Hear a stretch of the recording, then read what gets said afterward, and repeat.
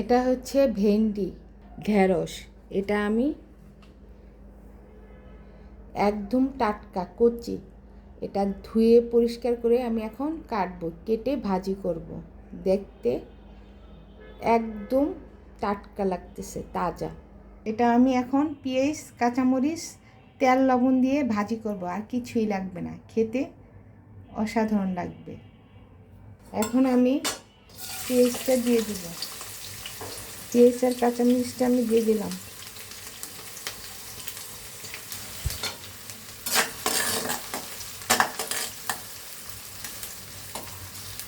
আমি লবণটাও দিয়ে দিলাম।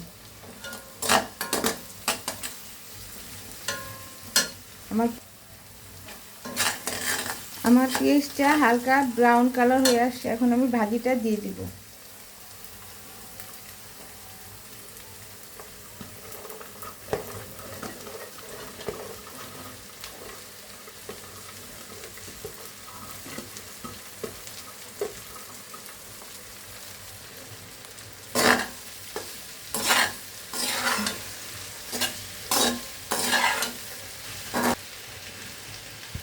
এখন আমি এটা 5 মিনিটের জন্য ঢেকে দিব, সিদ্ধ হওয়ার জন্য।